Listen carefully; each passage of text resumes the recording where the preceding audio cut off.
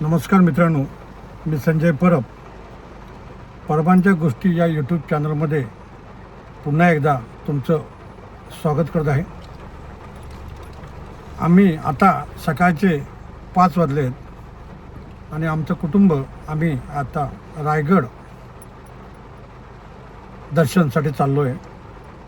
भर पावसामध्ये रायगडचं दर्शन कसं दिसतंय, रायगड कसा दिसतोय हे तुम्हाला या व्हिडिओमार्फत दाखवणार आहे.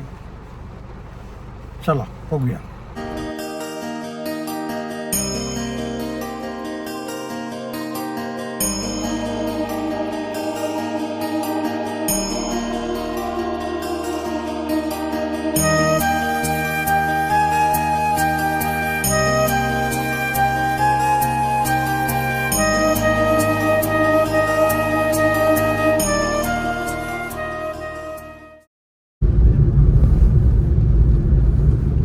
मित्रांनो बघा, आता कर्नाळ्याच्या जवळ पोचलेलो आहोत. पहाट झालेली आहे. आता 6:15 वाजलेत तरी पण पाऊस कसा भरलाय बघा. आणि कसं मस्त वेगळी डोंगरावर ढग बघा.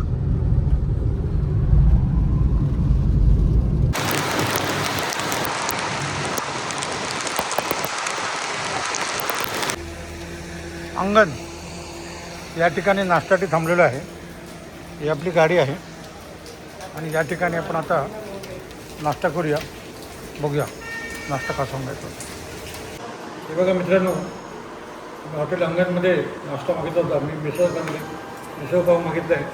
आरतीने पोहे मागितले आणि या दोघांचा नाश्ता द्यायचा आहे. तुम्ही येईल तेव्हा खा, तोपर्यंत आम्ही खातो. मित्रांनो, आता आमचा नाश्ता करून झालेला आहे. हॉटेल अंगणमध्ये चांगला नाश्ता मिळतो. मिसळ, वडा, डोसा, चहा तर एक अप्रतिम आहे. या पावसामध्ये तुम्हाला चहा प्यायचा असेल, नाश्ता करायचा असेल तर हॉटेल अंगणमध्ये या, चहा नाश्ता करा. सुंदर चहा मिळतो, नाश्ता पण सुंदर मिळतो. माणगाव येथून मार्केटमधनं 1 किलोमीटर पुढे आल्यानंतर असा हा रायगडकडे जाणारा रस्ता आहे. रस्त्यावर मोठं कंटिन्यू फॉर 5 किलोमीटर्स. आपण आता पुढे जाऊया आणि बघूया पुढे रस्ता कसा आहे. आणि आपण रोपवेने जाणार आहोत, त्यामुळे आपण रोपवेच्या दिशेने हे लावलं आहे, मॅप लावला आहे. आपण आता रायगड स्टेशन चाललेलो आहोत. आपण मॅपमध्ये रायगड रोपवे हे लोकेशन लावलेलं आहे आणि त्याप्रमाणे आपण तिकडे आता चाललेलो आहोत. बघूया पुढचा रस्ता कसा आहे. समोर बघा, समोर हा मुंबई गोवा मार्ग जो माणगाव बायपास करणार आहे त्याचा ब्रिज दिसते बघा. हे मोठंच्या मोठं ब्रिज आहे आणि इथनंच आपण आता नंतर याच्या ब्रिजच्या खालनं आपण जाणार आहोत. आणि भविष्यात आपण जेव्हा हा रस्ता चालू होईल तेव्हा माणगाव कोणाला दिसणारच नाही आहे, कारण हा रस्ता डायरेक्ट बाहेरनं निघालेला आहे.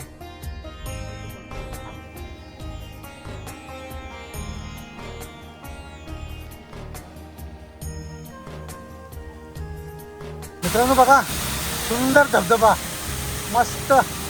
रायगडला जाताना रस्त्यात असा छान धबधबा मिळतो. पण बरेच धबधबे आहेत छानपैकी. बरेच लोक रायगडला चाललेत बघा, छान.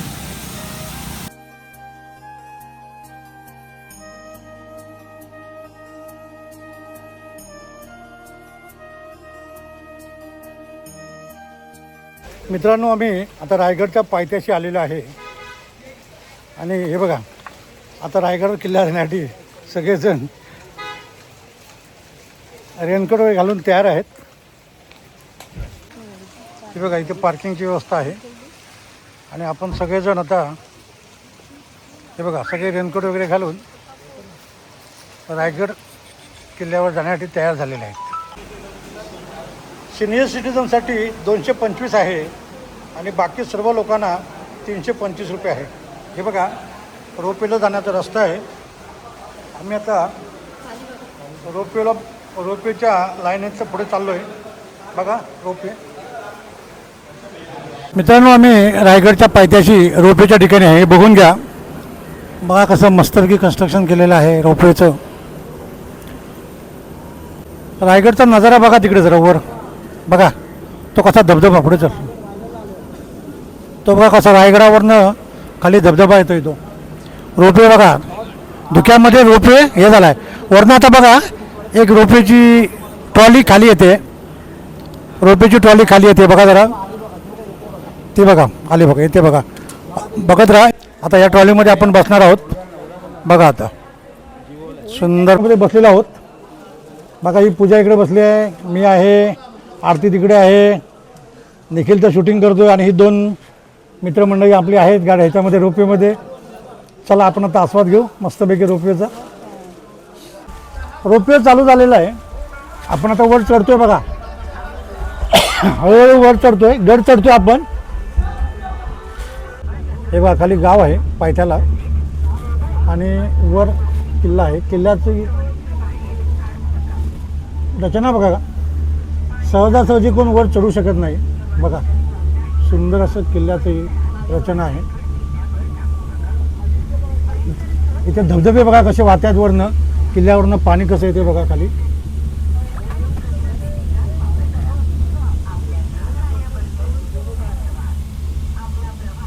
देखील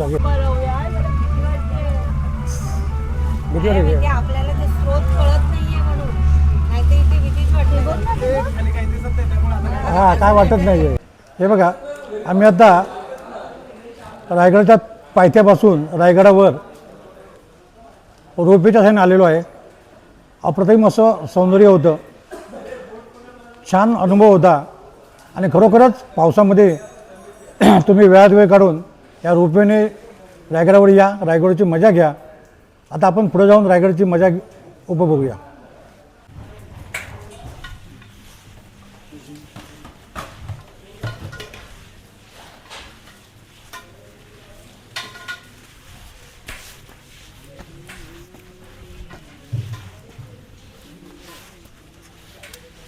हे बघा, हे भारतीय पुरातत्व संरक्षण मंडळ मुंबई यांचं तिकीटगड आहे.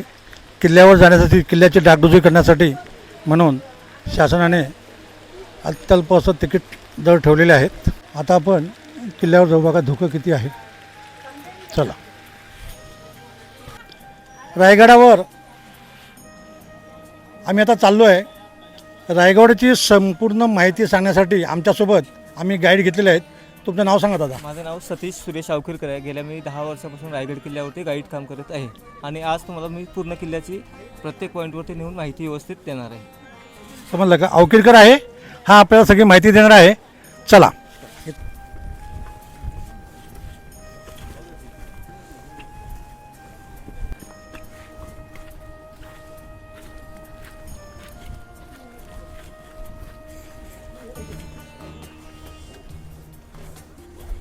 छत्रपती शिवाजी महाराज की जय भवानी. शिवरायांच्या पदस्पर्शाने पावन झालेल्या या शिवतीर्थ रायगड किल्ल्यावरती तुमच्या दोन्ही ग्रुपचे स्वागत आहे. तुम्ही रायगड किल्ला हा पाहिला असेल किंवा नसला, आज तुम्ही रायगड किल्ला हा प्रत्यक्षात पाहणार आहात.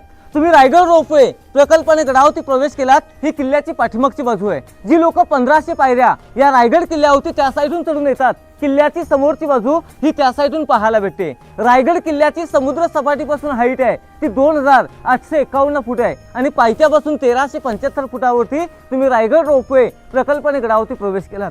तर पूर्ण किल्ला बघायचं म्हटलं की 2 दिवस कमी पडतात. इतका मोठा हा 100 एकराचा परिसर आहे. 100 एकराच्या परिसरामध्ये 350 इमारती, 11 तलावे आणि 84 पाणी राखेत. पूर्ण किल्ला बघायला 2 दिवस लागतात आणि आता तुम्ही हा रायगड किल्ला पाहण्यासाठी आलात. परंतु या रायगड किल्ल्याला रायगड या नावाने ओळखला जात नसत, रायरीचा डोंगर. आणि हा जो रायरीचा डोंगर आहे हा राजांनी 15 मे 1656 मध्ये जावळीच्या चंद्रराव मोऱ्यांकडून हा पूर्णपणे खडक जिंकून घेतला. जावळीचा चंद्रराव मोरे म्हटलं की आदिलशाहीचा सरदार याच्या ताब्यामध्ये हा रायरीचा डोंगर होता. राजांनी प्रेमाने पत्र लिहिलं, मोरे तुम्ही आमचेच आहात, तुम्ही आमच्या स्वराज्यामध्ये सामील व्हा, आपण एक स्वराज्य स्थापन करूया. मोरे गर्विष्ठ उर्मट राजांजवळ उल्लेख पत्र लिहिलं. पत्रामध्ये असा उल्लेख केला की तुम्ही कसले राजे, स्वतः राजे समजून घेणारे तुम्ही कोण? या जावली पंथाचे खरे राजे तर आम्हीच आहोत. याला जावलीत तर जाल गवळीत उद्यायचं असेल तर आजच या. तुमच्यासाठी दारू गोला आणि तोफखाना हा सज्ज ठेवलेला आहे. असं चंद्रराव मोरे यांनी राजांजवळ युद्धाचे चॅलेंज केलं. राजांनी क्रोधाने 145 निवडक सरदार पाठवले तेव्हा चंद्रराव मोरेंचा चुलत भाऊ हनुमंतराव मोरे हा प्रतापगडाच्या पायथ्याशी सूर्याजी काकडे यांच्या हस्ते मारला गेला. चंद्रराव मोरेंना वाटलं की आपला सुद्धा वध होऊ शकतो. तो 15 मे 1656 मध्ये राजांच्या शरणी आला आणि हा रायरीचा डोंगर राजांनी मोऱ्यांकडून जिंकून घेतला. 1656 मध्ये रायरीचा डोंगर जिंकून घेतला, परंतु 1656 ते 1670 14 वर्ष या किल्ल्याचं बांधकाम चालू होतं. किल्ल्याचे अर्किटेक्ट होते हिरोजी इंदुलकर. या हिरोजी इंदुलकरांनी 14 वर्षामध्ये या रायगड किल्ल्यावरती 350 इमारती, 11 तलावे आणि 84 पाण्याच्या टाक्या या रायगड किल्ल्यावरती निर्माण केल्या. परंतु राजांनी अतिमहत्वाचा बाल्य किल्ला बांधण्यासाठी काय नेमकेच पैसे दिले होते. अर्धंगी संपून गेले. मग आर्किटेक्टांनी काय केलं, स्वतःचा जागा, जमीन, वाडा, बायकोचे दागिने विकून हा बुलंद असा रायगड किल्ला उभारला. शेवटला राजांनी विचारलं, हिरोजी बुलंदगड बनलात, तुम्हाला काय बक्षीस हवं ते मागून घ्या. सोनं नाणी 10 गावची वतनदारी मागितली असती ना, ती सुद्धा राजांनी दिली असती. हिरोजीने ते का मागितलं नाही. हिरोजी काय म्हटले की ज्या वेळेस आमची बक्षीस मागण्याची वेळ येईल ना, तेव्हा त्या जगदीश्वराच्या साक्षीने आम्ही आमचं बक्षीस मागून घेऊ. ते तुम्हाला मी नंतर पुढे सांगणारच आहे. तसंच प्रथम रायगडाने राजांना पाहिलं आणि राजांनी या रायगड किल्ल्यास पाहिलं. रायगड पाहताच राजांच्या तोंडातून या रायगडाविषयी काय उद्गार निघाले होते.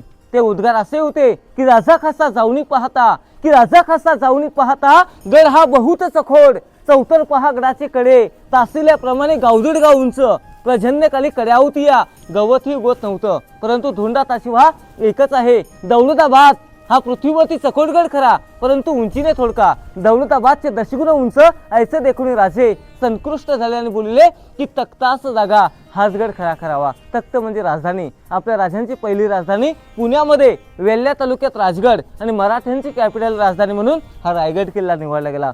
तसंच आता हे जावळीचं खोरं कुठपासून कुठपर्यंत आलं, तर प्रतापगडाच्या पायथ्यापासून उत्तरेच्या बाजूला कोकण दिवाला या खालच्या भूभागाला जावळीचं खोरं म्हटलं जातं. आणि या जावळीच्या खोऱ्यावरती बाबासाहेब पुरंदर यांनी एक म्हण सुद्धा रचलेली आहे की अस्वलीच्या केसामध्ये माणसाच्या डोक्यामधली ऊळ सोडली ती सापडू शकते, परंतु जावळीच्या खोऱ्यामध्ये 4 पायाचा मोकाट हत्ती सोडला ना, तो सापडू शकत नव्हता. इतकं घनदाट जंगल होतं की सूर्याचं किरण हे जमिनीपर्यंत पोहोचू शकत नाही. हे पूर्णपणे आदिलशाहीचा सरदार चंद्रराव मोरे याच्या ताब्यामध्ये, या रायरीच्या डोंगरासह त्या ताब्यामध्ये होतं. तसंच तुम्ही किल्ल्याच्या आतमध्ये प्रवेश केला, तुमच्या मनामध्ये प्रश्न पडला असेल, या इमारतींवरती पूर्वी काय छत वगैरे होतं का नव्हतं. या इमारतींवरती सागाची लाकडं आणि बँगलोर टाईप उतरत झाल्याची कौलं होती. ज्यावेळेस 10 मे 1818 मध्ये कर्नल पॉर्थल मेजर हॉल या 2 ब्रिटिश अधिकाऱ्यांनी पोटल्याच्या डोंगरावरून हल्ला केला. इतिहासाच्या नोंदीप्रमाणे रायगड किल्ला 11 ते 12 दिवस पूर्णपणे जलत होता आणि वरचं छत हे पूर्णपणे उद्ध्वस्त होऊन गेले. आज आपल्याला फक्त भग्न अवस्थेमध्ये भिंतींचे अवशेष आणि खालचे चौतरे पाहायला भेटणार आहेत. प्रश्न दुसरा, येत्या वेळेस 100-150 पायऱ्या चढून आलात, 1500 पायऱ्या तर लांबच राहिल्या, माणूस हा थकून जातो. मग राजांनी रायगड किल्ल्यावरती 350 इमारती निर्माण केल्या. या इमारतींसाठी हा उंचावरती मोठमोठा खडक हा कसा निर्माण केला असेल, तर राजे हे आपले ग्रेट होते. राजांनी काय केलं, एका दगडामध्ये 2 पक्षी मारले. पिण्यासाठी पाणी नव्हतं. 11 तलावे, 84 पाण्याच्या टाक्या या रायगड किल्ल्यावरती निर्माण केल्या आणि त्यातून जो खडक निघाला हा बांधकामासाठी वापरला. आता आपण बांधकामामध्ये सिमेंट रेती वापरतो, त्यावेळेस सिमेंट रेती हे काही नव्हतं, गुल, चुनं आणि शिसा वापरले गेलेले आहे. येत्या वेळेस ज्या दरवाज्यातून एंट्री केली, मेना गेट, मेना म्हणजे मेन नाही, मेना म्हणजे स्त्रियांसाठी, राजांच्या राण्या किंवा राजघराण्यातल्या स्त्रिया सूर्यास्त झालं की मेन्यात बसून थंड हवा करण्यासाठी बाहेरच्या परिसरामध्ये जायच्या, त्याला मेना गेट म्हटलं जातं. आता आपण ज्या महालामध्ये उभे आहोत असे एकाला लागून कनेक्टेड 6 वेगवेगळे महाल आहेत, राण्यांचे महाल. आपल्या राजांना एकूण 8 राण्या होत्या. 8 राण्यांपैकी रायगड किल्ल्यावरती 6 राण्या राहायच्या. मग 2 राण्या कुठे राहायच्या, एक राजगड आणि खाली पाचाड येथे. जिजामातेंना उतरत्या वयामध्ये या रायगड किल्ल्याचं वातावरण हे मानवत नव्हतं, मग त्यांना पाचाड येथे 9 एकराचा वाडा बांधून दिला आणि त्यांच्या सेवेसाठी खाली पुतळा राणी ठेवण्यात आल्या. आणि सहीबाई या पहिल्यापासून राजगडावर उतरायच्या. संभाजीराजे हे 2 वर्षाचे असताना सहीबाईंचं राजगडावरती निधन झालं. उरलेल्या 6 राण्या रायगड किल्ल्यावर उतरायच्या. 6 राण्यांचे 6 वेगवेगळे महाल आहेत. मग राजाने 8 राण्या कशासाठी केल्या, एक गावची राणी केली तर त्या गावची प्रजा आपल्यासोबत यावी आणि या हिंदवी स्वराज्यामध्ये एकजूट व्हावी म्हणून राजांनी 8 राण्या केल्या.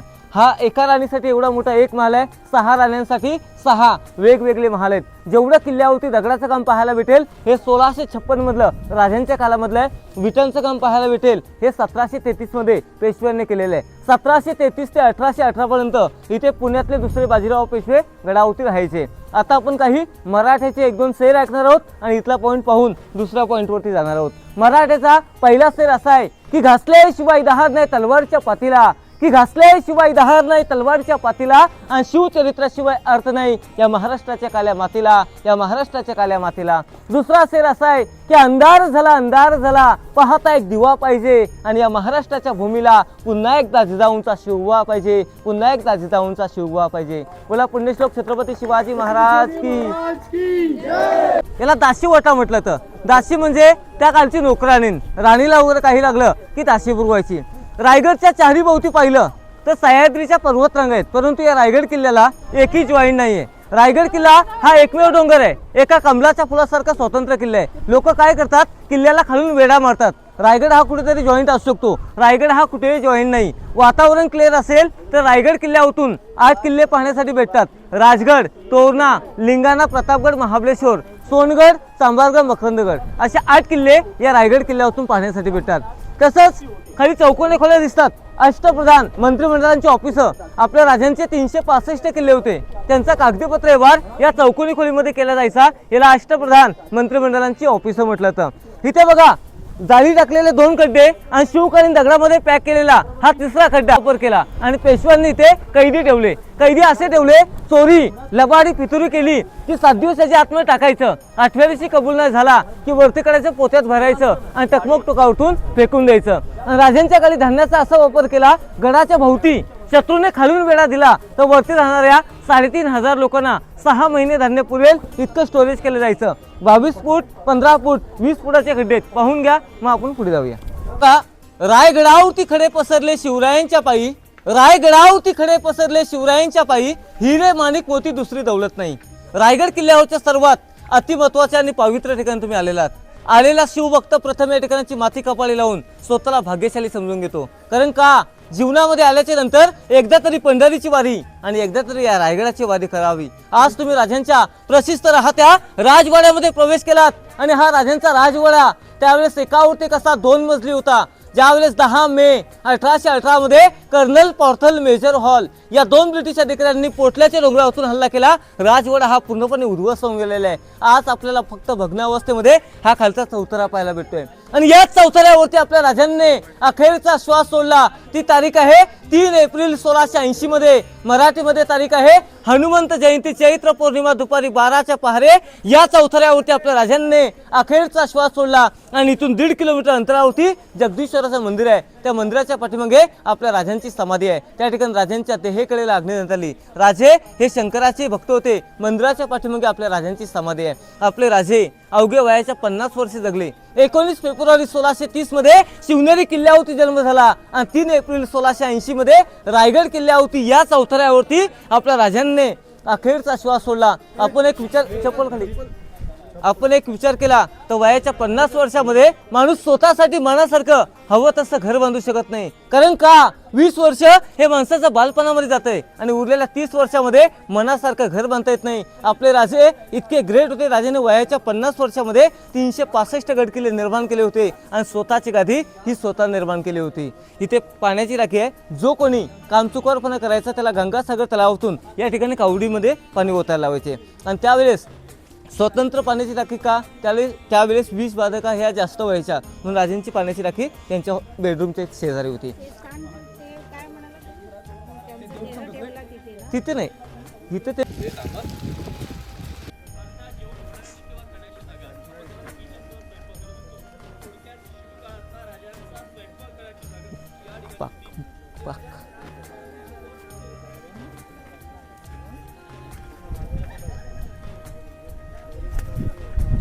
हा सेकंड चौथरा पाहता ना, हा त्यांचं स्वयंपाकघर, किचन रूम. 400 वर्षापूर्वी याला मुक्पाकखाना असं म्हटलं जायचं. ही गॅप ठेवली जागा दिसते बघा शेवटपर्यंत, टेहेलनी बुरुज, वॉच टावर. किल्ल्याची समोरची बाजू या साईडून लागते. शत्रू हा गडावरती कधीही चढून येऊ शकतो, म्हणून या ठिकाणावरून शत्रूवरती पहारा दिला जायचा. हा सेकंड चौथरा दिसतो बघा, सचिवालय. आपण त्या बाजूला त्यांचं कार्यालय ऑफिस पाहिलं, मीटिंग चर्चा. या चौथऱ्यावरती 360 किल्ल्यांचं लिखाण काम केलं जायचं. याला दफ्तरखाना किंवा सचिवालय म्हटलं तर. त्या पलीकडे एक चौथरा दिसतो बघा, दिवाने खास. सर्वांना माहिती असेल, दिल्लीच्या लाल किल्ल्यावरती दिवाने आम दिवाने खास. दिवाने खास म्हणजे खास लोकांची बैठक आणि दिवाने आम म्हणजे किंग कोर्ट, ज्या ठिकाणी आपल्या राजांचा 353 वर्षापूर्वीचा शिवराज्याभिषेक झाला. तसंच तुम्ही आता रायगड रोपवे प्रकल्पाने गडावरती सर्वांनी प्रवेश केलात. रोपवेचा पश्चिमेचा कडा, त्यालाच हिरकणीचा बुरुज म्हटला तो. सर्वांना ऐकून वगैरे हिरकणीची स्टोरी माहिती असेल आणि हिरकणीवरती पिक्चर सुद्धा निघालेला आहे. हिरा नावाची गवलन या किल्ल्यावरती दूध घालण्यासाठी यायची. परंतु या किल्ल्याचा पूर्वी काय एक नेम होता, आतमध्ये नगारखाना आहे. त्या नगारखान्यावरती सायंकाळी 5:30 वाजता नगारे सनई चौघडे वाजले की किल्ल्याचा मेन गेट महादरवाजा खाली बंद केला जायचा. एके दिवशी हिराला दूध घालता घालता उशीर झाला. कोजागिरी पौर्णिमेचा दिवस, मोठ्या उत्साहाने रायगड किल्ल्यावरती कार्यक्रम चालू होता, धानपट्टा मर्दानी खेळ.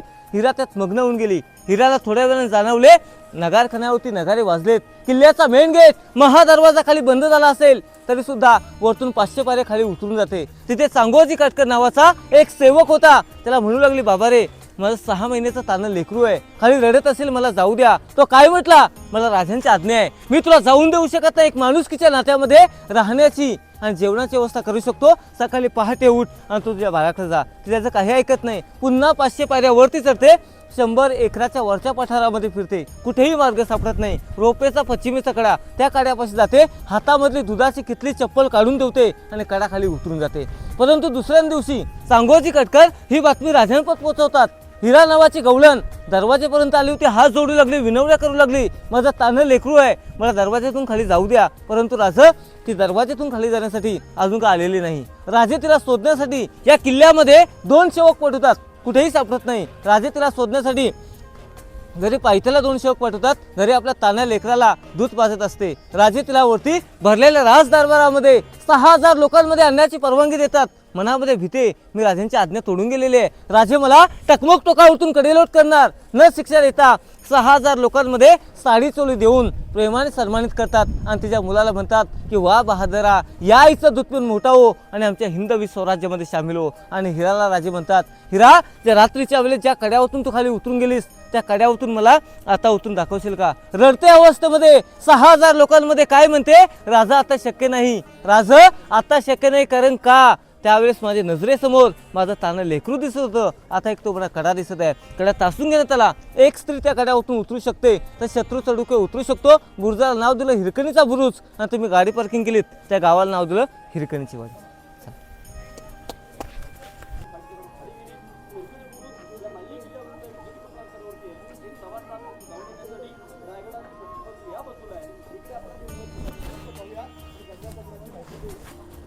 तिकडे चौकोनी विटांची खोली दिसते बघा.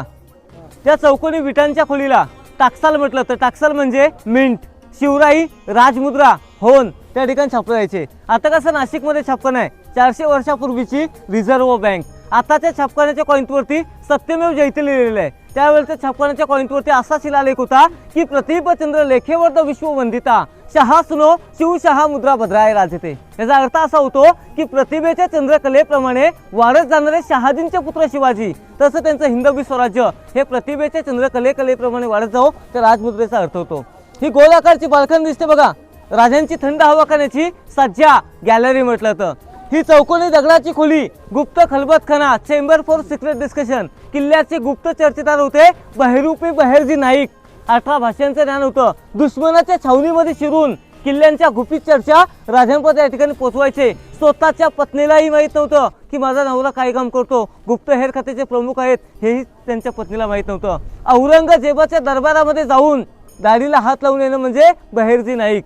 कोपऱ्यामध्ये या प्रकारचा खड्डा आहे, त्याच्या आतमध्ये 11 खाली पायऱ्या उतरून गेल्याच्या नंतर एक अंडरग्राऊंड 8 बाराची खोली आहे. त्याच्यामध्ये गुप्त चर्चा केली जायची, म्हणजे या कानाची बातमी त्या कानाला न समजता या ठिकाणी गुपित चर्चा केल्या जायच्या. खालचे 2 स्तंभ दिसतात बघा, छोटा दिसतो विजय स्तंभ आणि उंच दिसतो सप्तमिनार. सप्तमिनार म्हणजे राण्यांना थंड हवा खाण्यासाठी. आणि विजय स्तंभ म्हटलं विजयाचं प्रतीक. राजांनी कोणता गडकिल्ला जिंकला की या ठिकाणावरून भगवा ध्वज फडकवायचा. भगवा ध्वज फडकवला की खालच्या गावातल्या लोकांना समजायचं राजांनी किल्ला जिंकला, यासाठी त्याचा वापर केला जायचा. याला विजय स्तंभ म्हटलं. तर इथे खाली तलाव आहे. त्या तलावाचं नाव आहे गंगासागर तलाव. आपल्या राजांचा शुभ राज्याभिषेक झाला 6 जून 1674ला. शिव राज्याभिषेकासाठी काशीवरून गागाभट्टांनी 7 नद्यांची पाणी आणले होते. उरलेले पाणी या तलावामध्ये ओतून दिले. वर्षभर तलावातलं पाणी संपत नाही. 32 फूट खोल आहे. तसंच रायगड किल्ल्यावरती अशी 11 तलावे 84 पाण्याच्या टाक्या रायगड किल्ल्यावरती आजही पाहायला भेटतात. तसंच त्याच्या पुढे एक टोक गेले. त्या टोकाचं नाव आहे टकमक टोक. टकमक टोक म्हणजे पनिशमेंट पॉईंट. चोरी लबाडी फितुरी केली की 7 दिवस इथे कैदखान्यात टाकायचं. 8व्या दिवशी कबूल न झाला की वरती काढायचं, पोत्यात भरायचं आणि त्या टोकावरतून फेकून द्यायचं. त्या टोकाला टकमक टोक म्हटलं तर 2250 फूट खोल दरी आहे. आता आपण राजांचा शुभ राज्याभिषेक झाला त्या ठिकाणी जाणार आहोत.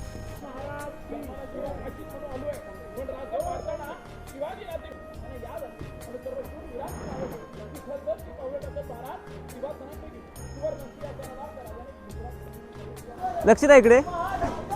तुम्ही रायगड किल्ल्यावरच्या शिव राज्याभिषेकाच्या ठिकाणी आलेला आहात. याच ठिकाणी आपल्या राजांचा 353 वर्षापूर्वीचा शिव राज्याभिषेक झाला.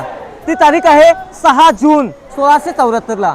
शिव राज्याभिषेकाच्या वेळेस या मोकळ्या मैदानामध्ये 6000 लोक ही उपस्थित होती. त्यांच्या बसण्यासाठी पैठणी कापड आणि मसेलीच्या उजेडामध्ये मखमलीच्या गोंड्यामध्ये रेशमी कापडामध्ये भरलेली 6000 लोक ही त्यावेळेस कशी दिसत असतील हे कल्पना करा.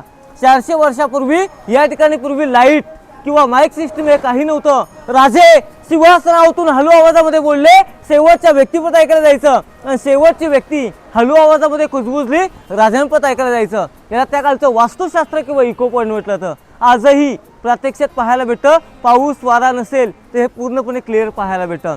वरचं छत्र पाहिलं, या छत्राला मेघडंबरी म्हटलं तर. ही मेघडंबरी 1985 मध्ये भारताचे 7वे राष्ट्रपती डॉक्टर ज्ञानी जलसिंग यांच्या हस्ते बसवून आलेली आहे. आतमधली मूर्ती पाहिली 2009 मध्ये युवराज छत्रपती संभाजीराजे कोल्हापूरचे यांनी 600 किलोची पंचधातूची मूर्ती या ठिकाणी बसवून आलेली आहे. याच्या आधी या ठिकाणी मूर्ती वगैरे काही नव्हतं. आणि त्याच मूर्तीच्या ठिकाणी राजांचं पूर्वी 32 मन वजनाचं सोन्याचं सिंहासन होतं.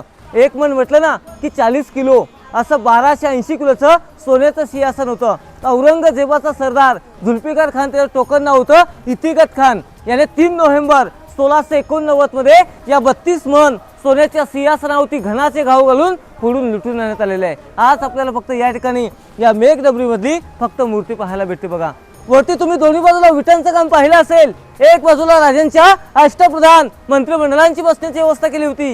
एक बाजूला राजाराम महाराज संभाजीराजे जिजाऊ उमासाहेब आणि एक बाजूला राजांच्या राण्यांची बसण्याची व्यवस्था केली होती. आणि जे काही या शिव राज्याभिषेकाच्या वेळेस या मोकळ्या मैदानामध्ये 6000 लोक उपस्थित होती ना, त्यांच्या स्वागतासाठी राजांनी या नगारखान्याच्या बाहेर 4 पायाचे हत्ती सजून ठेवण्यात आले होते. तुम्ही सर्वांनी राज्याभिषेकाचं छायाचित्र पोस्टर पाहिलं असेल. त्या पोस्टरमध्ये एक व्यक्ती कॅप काढून आपल्या राजांना मानाचा मुद्रा करता वेळेस इंग्रज वकील नाव होतं हेनरी ऑक्झेटन या गडावरती पायी चढून आला होता. आणि ज्या प्रकारे शिव राज्याभिषेक चालू होता त्या प्रकारे त्यांनी हुबेहूब आपल्या रोजनिशी डेली डायरीमध्ये लिहून ठेवला होता. इंग्रज वकील काय लिहितो की राजे राज्याभिषेकाच्या वेळेस कोणत्या देवदेवतांना विसरले नव्हते. राजे शनिवारी पहाटे 5 वाजता स्नान करून आई भवानी जगदीश्वराचे दर्शन घेऊन शिरकाईला साकडे घालून हत्तीच्या अंबारीवरती राजमार्गाने प्रवेश करताच येताच एक नजर त्या भरलेल्या 32 मन सोन्याच्या सिंहासनावरती टाकतात आणि एक नजर जिजाऊ उमासाहेबांकडे टाकतात आणि एक नजर त्या भरलेल्या 6000 लोकांवरती टाकतात. राजे 32 मन सोन्याच्या सिंहासनावरती आरूढ होताच आऊसाहेब नक्कीच म्हटले असतील की शिवनेरीच्या मातीत खेळणारं बाल, शिवनेरीच्या मातीत खेळणारं बाल आज या 32 मन सोन्याच्या सिंहासनावरती आरूढ होणार आहे. त्या मातेच्या डोळ्यातून आनंदाचे अश्रू वाहत होते. आणि राजे सुद्धा या 32 मन सोन्याच्या सिंहासनाच्या पायऱ्या चढताच राजांचं अंतःकरण हे भरून आलं होतं. या आनंदाच्या सोल्यामध्ये राजांचं अंतःकरण भरून येण्याचं कारण तरी काय होतं? कारण होतं ज्या शूरवीरांवरती, ज्या मावल्यांवरती राजे हिंदवी स्वराज्याच्या सिंहासनावरती आरूढ होणार होते, राजे छत्रपती होणार होते. आणि त्या आनंदाच्या सोल्यामध्ये जीवाभावाचा एकही व्यक्ती हजर नव्हता. फक्त त्यांच्या विद्वान बायका आणि त्यांची तालील लेकरं या दरबारामध्ये नजर पडत होती. आऊ साहेब आम्ही हिंदवी स्वराज्याची पहिली पायरी चढतो ना तो माझा बाजीप्रभू देशपांडे. अहो राजे लाख कमी तरी चालतील, लाखाचा पोशिंदा मरता कामा नाही असे म्हणणारे बाजीप्रभू देशपांडे. दुसरी पायरी चढतो मुरारबाजी आणि तिसरी पायरी चढतो प्रतापराव गुजर आणि चौथी पायरी चढतो अहो आधी लगीनं कोंडाण्याचं, आधी लगीनं कोंडाण्याचं, मगच माझ्या रायबाचं असे म्हणणारे तानाजी मालुसरे अशा असंख्य वीरांची नावं घेत राजे लटलटत्या पायाने 32 मन सोन्याच्या सिंहासनावरती आरूढ झाले. राजांच्या अंगावरती छत्र धरलं, सप्त नद्यांचं पाणी आणलं होतं, अभिषेक घातला, 1000 सोन्याच्या मोहरा उधळण्यात आल्या, फुलांचा वर्षाव केला आणि राजांच्या पाठून एक झुलपिकदार ललकारी देतो. ती ललकारी अशी आहे की पाटणा सर्वांनी मोठ्याने जय बोला की महाराज प्रौढ प्रताप पुरंदर क्षत्रिय कुलावतांश सिंहासनाधीश्वर महाराजाधिराज योगीराज श्रीमंत योगी राजा शिवछत्रपती शिवाजी महाराज की जय भवानी अशा घोषणा करण्यात आल्या. किल्ल्याचा मेन गेट महादरवाजा तिथे 21 तोफांची सलामी देण्यात आली. या नगारखान्यावरती नगारे सनई चौघडे वाजले. अशा प्रकारे राजांचा 353 वर्षापूर्वीचा शिवराज्याभिषेक या ठिकाणी पार पडला. मी तुम्हाला आत्ताच सांगितलं की राज्याभिषेकासाठी या मोकळ्या मैदानामध्ये 6000 लोक उपस्थित होती आणि त्यांच्या स्वागतासाठी राजांनी नगारखान्याच्या बाहेर 4 पायाचे हत्ती सजून ठेवण्यात आले होते. इंग्रज वकील राज्याभिषेक लिहितो, राज्याभिषेकाचा आणखी एक प्रश्न लिहून ठेवतो. मी 2 पायाचा माणूस, गडावरती येता वेळेस मला 6 तास लागले, मी थकून गेलो, मग राजांनी एवढ्या उंचावरती 4 पायाचे हत्ती आणले कसे? प्रश्न रोज जणशी डेली डायरीमध्ये लिहून ठेवला होता. तो इंग्रज वकील अख्ख्या राज दरबारामध्ये 6000 लोकांमध्ये फिरतो, राजांनी उंचावरती हत्ती आणले कसे? नारायण शर्मी नाही विचारतो, राजांनी उंचावरती हत्ती आणले कसे? नारायण शर्मी त्याला काय म्हटले की तुम्हीच फार हुशार आहात, या प्रश्नाचं उत्तर हे तुम्हीच शोधून काढाल. त्या राज्याभिषेकाच्या गडबडीमध्ये त्या प्रश्नाचं उत्तर त्याला सापडत नाही. त्या प्रश्नाचं उत्तर आताचे इतिहासकार निनाद बेडेकर देतात की राजे हे आपले ग्रेट होते. राजांनी काय केलं? छोटी हत्ती होती ना, तर पालखीमध्ये बसून गडावरती आणलं. 3 वर्ष पालनपोषण किल्ल्यावरतीच केलं आणि येणाऱ्या पाहुण्यांच्या स्वागतासाठी राजांनी नगारखान्याच्या बाहेर 4 पायाचे हत्ती सजून ठेवले. ही आपल्या राजांची दूरदृष्टी होती की छोटा हत्ती आणून मोठ्यापणी काय उपयोग करून घ्यायचं, फक्त आपल्या राजांनीच करून घ्यावं. समोरची इमारत नगारखाना सर्वांनी मुंबईचा गेट ऑफ इंडिया पाहिला असेल, याची प्रतिकृती त्या ठिकाणी करण्यात आलेली आहे. पूर्वी या इमारतीवरती नगारे सनई चौघडे वाजले की किल्ल्याचा मेन गेट महादरवाजा खाली बंद केला जायचा. 52 फूट इमारतीची हाईट आहे.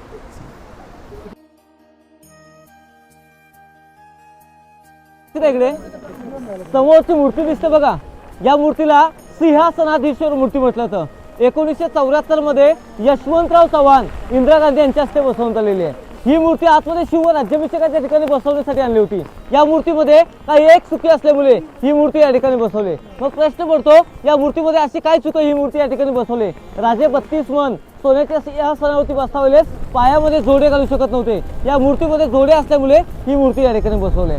वरचं छत्र दिसतं बघा, 2 जून 2012 मध्ये उदयनराजे भोसले साताऱ्याचे खासदार राजांचे वंशजांनी छत्र बसवलं. याच्या आधी या ठिकाणी छत्र नव्हतं. खालचं मोकळं मैदान बघा, होळीचा माल. आपण कसे खेडेगावात शिमग्यामध्ये होळी पेटवतो बघा, तशी रायगड किल्ल्यावरती मानाची होळी पेटवली जायची आणि त्या होळीमध्ये राजे स्वतः नारळ टाकायचे आणि जो कोणी बहादर पेटक्या होळीतून हाताने नारळ बाहेर काढेल त्याला 1.25 किलो सोन्याचा कडा आणि मानाचा फेटा दिला जायचा. आणि सालाबाद प्रमाणे या पेटक्या होळीतून फक्त संभाजीराजे हे नारळ काढायचे. समोर दूरवरती पसरलेली इमारत बाजारपेठ, या बाजारपेठेची 800 फूट लांबी आहे, 40 फूट रुंदी आहे. दोन्ही बाजूला 22, 44 दुकान आहेत. बाजारपेठेची हाईट बघा, एकदम उंचावरती दिले ना, कारण का त्या कालचे लोक घोड्यावरती बसून बाजार करायची, म्हणून त्याला घोड्याची हाईट दिली.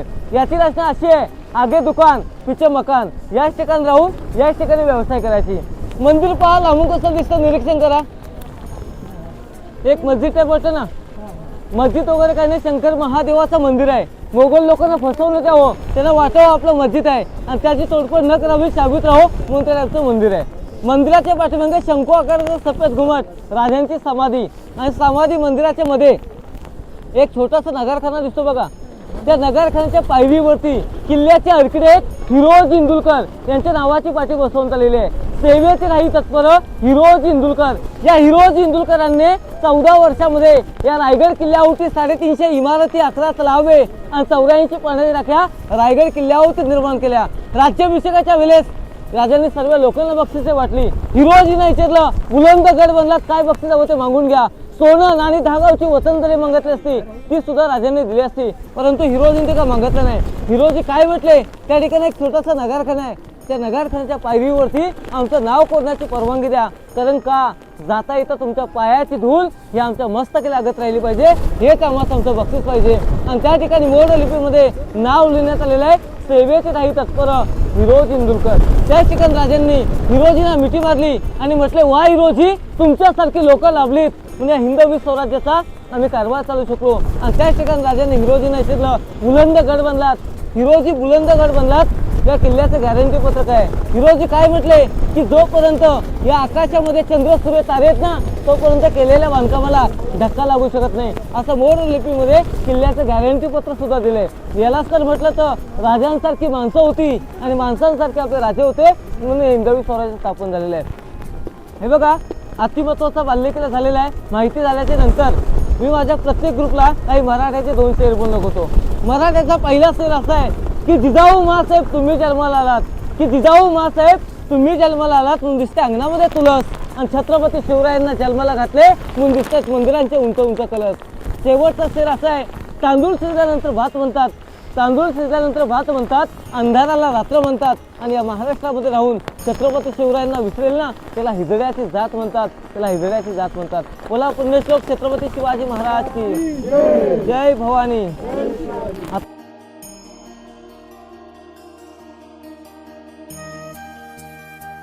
मित्रांनो, आम्ही रायगड दर्शनासाठी गेलो होतो. त्यावेळी त्या ठिकाणी खूप पाऊस असल्याकारणाने आमच्या व्हिडिओच्या ऑडिओची काही इश्यू झालेले होते, म्हणून मी या स्थळाची माहिती तुम्हाला आता व्हॉइस ओव्हर करून देत आहे. हे स्थळ म्हणजे रायगडावरील त्यावेळची बाजारपेठ आहे. छत्रपती शिवाजी महाराजांनी किल्ल्यावर एकूण 44 दुकाने बांधलेली होती. त्याची रचना तुम्ही बघू शकता. या दुकानामध्ये पुढच्या बाजूस दुकाने होती व मागील बाजूस व्यापारी स्वतः राहत होते.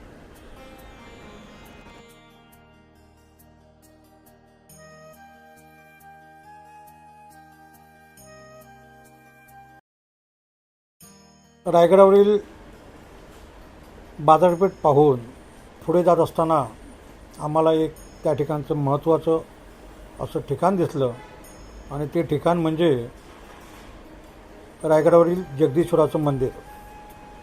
तुम्ही जगदीश्वराचं मंदिर जर लांबनं पाहिलं तर ते एखाद्या मशिदीसारखे दिसते, परंतु त्याची तशी बांधणी का केली आहे याची तुम्ही कधी विचार केला आहे का?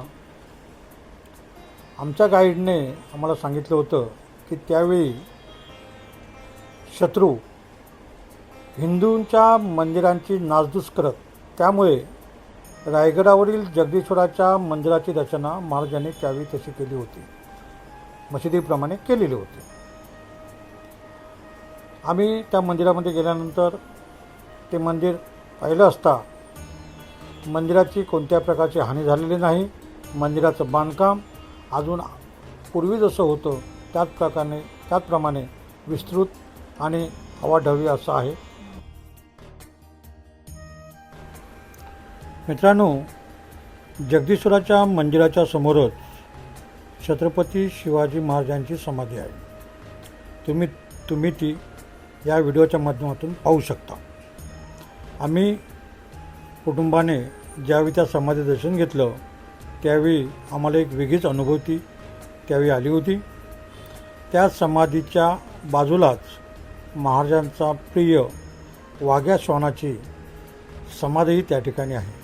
त्याचंही आम्ही दर्शन घेतलेलं आहे. मित्रांनो, तुम्ही रायगड किल्ल्यावर जर आलात तर गंगाताईंकडे तुम्हाला पिठलं, भाकरी, लोणचं असं आणि भात असं जेवण मिळू शकतं. फक्त तुम्हाला आधी सांगावं लागेल, गंगाताईंचं हे घर आहे. या घरामध्ये एकदम साधे पद्धतीने तुम्ही मस्तपैकी असं जमिनीवर बसून जेवण घेऊ शकता. नंबर आहे. गंगाताई त्यांचा नंबर सांगतील. सांग. 8379867705. ऐकलं ना मित्रांनो नंबर. त्या नंबरवर फोन करा. गडावर चढण्या अगोदर फोन करा, सांगा गंगाताईला की आम्ही जेवायला येणार आहोत. काय 100 रुपये आम्ही जेवण देते ताई ती मस्तपैकी. काय त्याचा आस्वाद घ्या. गंगाताईकडील जेवण झाल्यानंतर आम्ही रायगड मध्ये रायगडावरील इतर छोटी मोठी मंदिरं बघत आम्ही खाली उतरत होतो. त्यातलेच हे एक महादेवाचं मंदिर आहे. बघा किती छानपैकी धुकं पसरलेलं आहे. आणि अशा प्रकारे आम्ही दर्शन घेऊन आम्ही रायगडावरून रोपवेवरनं खाली उतरलेलो आहोत. मित्रांनो, आताच आम्ही रायगड किल्ल्यावरनं खाली उतरलेलो आहे. रायगड किल्ल्यावर आम्ही शिवाजी महाराजांनी त्या किल्ला कसा ठेवला होता, त्याची व्यवस्था कशी होती, हे सर्व आम्ही एका गाईडमार्फत ऐकलेलं आहे आणि तुम्हाला पण ते दाखवलेलं आहे. काय आजचं वातावरण एकदम छान होतं, खूप पाऊस होता, त्याच्यातही आम्ही रायगड किल्ल्याचा अनुभव घेतलेला आहे आणि तो तुम्हाला मी शेअर केलेला आहे. तरी हा व्हिडिओ तुम्हाला कसा वाटला हे तुम्ही लाईक करून, शेअर करून आणि सबस्क्राईब करून सांगा. यापुढे दुसरा व्हिडिओ आम्ही आता स्टार्ट करतो आहे. तो हा व्हिडिओ आल्यानंतर एक 2-4 दिवसात तुम्हाला तो व्हिडिओ पण मी दाखवेन. मी तामिनी घाट या ठिकाणी आता चाललो आहे. तो व्हिडिओ पण तुम्हाला, त्या ठिकाणी पण कसं वातावरण आहे, त्या ठिकाणी कोणत्या पद्धतीचं जेवणा खाण्याची सोय आहे आणि तिथलं आता पावसातलं निसर्ग कसा आहे हे तुम्हाला मी सांगणार आहे.